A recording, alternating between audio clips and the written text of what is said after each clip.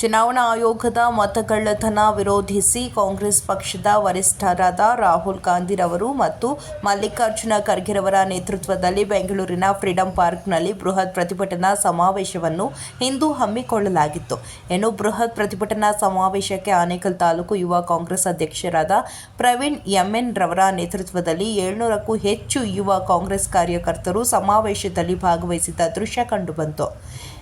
ಈ ವೇಳೆ ಆನೇಕಲ್ ತಾಲೂಕು ಯುವ ಕಾಂಗ್ರೆಸ್ ಅಧ್ಯಕ್ಷರಾದ ಪ್ರವೀಣ್ ಎಂ.ಎನ್. ರವರು ಮಾತನಾಡಿ, ಕೇಂದ್ರ ಬಿಜೆಪಿ ಸರ್ಕಾರ ಲೋಕಸಭೆ ಚುನಾವಣೆಯಲ್ಲಿ ಮತಗಳ್ಳತನ ಮಾಡುವ ಮೂಲಕ ಹೆಚ್ಚು ಸ್ಥಾನ ಗಳಿಸುವುದನ್ನು ಕಾಂಗ್ರೆಸ್ ಪಕ್ಷದ ವರಿಷ್ಠರಾದ ರಾಹುಲ್ ಗಾಂಧಿರವರು ಉದಾಹರಣೆ ಸಮೇತ ತಿಳಿಸಿದ್ದು, ಮುಂದಿನ ದಿನಗಳಲ್ಲಿ ಯುವ ಕಾಂಗ್ರೆಸ್ ವತಿಯಿಂದ ಬೂತ್ ಮಟ್ಟದಲ್ಲಿ ಕೇಂದ್ರ ಬಿಜೆಪಿ ಸರ್ಕಾರದ ವೈಫಲ್ಯಗಳನ್ನು ಜನರಿಗೆ ತಿಳಿಸಲಾಗುವುದು. ಜೊತೆಗೆ ಮತದಾನದ ಮಹತ್ವವನ್ನು ಜನರಿಗೆ ತಿಳಿಸಿ ಜಾಗೃತಿ ಮೂಡಿಸುವಂತಹ ಕೆಲಸವನ್ನು ಮಾಡುತ್ತೇವೆ ಎಂದು ಹೇಳಿದರು. ಒಂದು ಬೃಹತ್ ಪ್ರತಿಭಟನಾ ಸಮಾವೇಶದಲ್ಲಿ ಯುವ ಕಾಂಗ್ರೆಸ್ ಕಾರ್ಯಕರ್ತರು ಭಾಗವಹಿಸಲು ಆನೇಕಲ್ ಕ್ಷೇತ್ರದ ಶಾಸಕ ಬಿ. ಶಿವಣ್ಣರವರು ಮತ್ತು ಕಾಂಗ್ರೆಸ್ ಮುಖಂಡರಾದ ಉಸ್ಕೂರು ಮಧುರಣ್ಣ ಮತ್ತು ಪುಷ್ಪರಾಜ್ ರವರು ಹೆಚ್ಚಿನ ರೀತಿಯಲ್ಲಿ ನಮಗೆ ಸಹಕಾರ ನೀಡಿದ್ದಾರೆ ಎಂದು ಹೇಳಿದರು. ಕಾರ್ಯಕ್ರಮದಲ್ಲಿ ಹೆಬ್ಗೋಡಿ ಬ್ಲಾಕ್ ಯುವ ಕಾಂಗ್ರೆಸ್ ಅಧ್ಯಕ್ಷ ಮಧುಸೂದನ್ ವೈ, ಸರ್ಜಾಪುರ ಬ್ಲಾಕ್ ಯುವ ಕಾಂಗ್ರೆಸ್ ಅಧ್ಯಕ್ಷ ಎನ್. ವೇಣುಗೋಪಾಲ್, ಆನೇಕಲ್ ಬ್ಲಾಕ್ ಯುವ ಕಾಂಗ್ರೆಸ್ ಅಧ್ಯಕ್ಷ ಸಂದೀಪ್, ಅತ್ತಿಬೆಲೆ ಬ್ಲಾಕ್ ಯುವ ಕಾಂಗ್ರೆಸ್ ಅಧ್ಯಕ್ಷ ಗೌತಮ್, ಪ್ರಧಾನ ಕಾರ್ಯದರ್ಶಿಗಳಾದ Marasuru Raju, Madivala Suryanarayan, Ramasagara Vijaya Surya, R. Praveen Kumar, doctor Murali, Hebbagodi block ಉಪಾಧ್ಯಕ್ಷ ಅಣ್ಣಪ್ಪ, ಮನು, ಚೇತನ್, ಬಾಲಾಜಿ, ಅಜಯ್ ಮತ್ತಿತರರು ಹಾಜರಿದ್ದರು.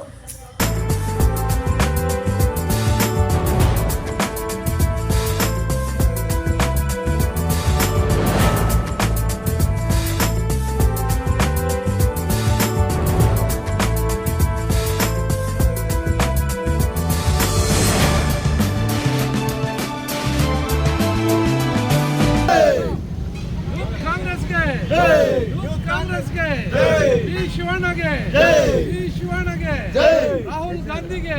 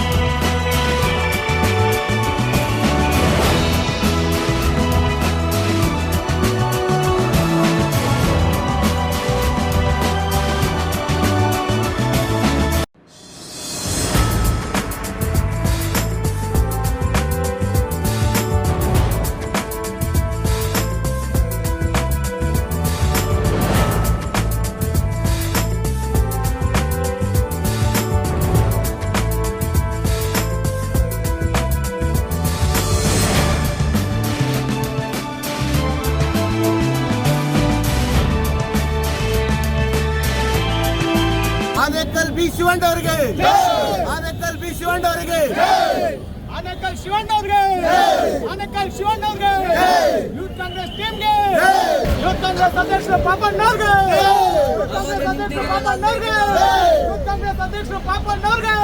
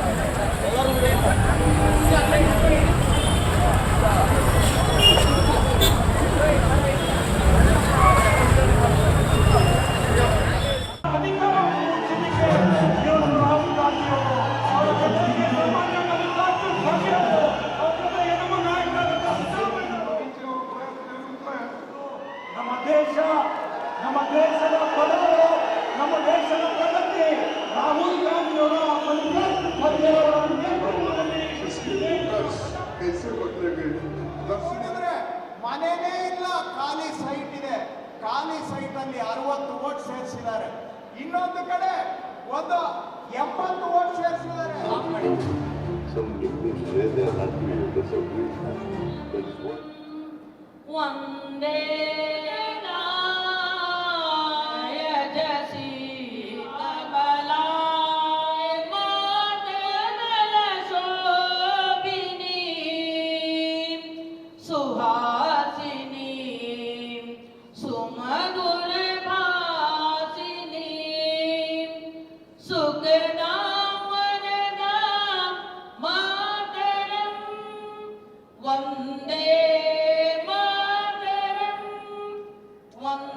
ದಯವಿಟ್ಟು ಎಲ್ಲರೂ ಸಾವಧಾನತೆಯವರು ಬಂದಿದ್ದಾರೆ.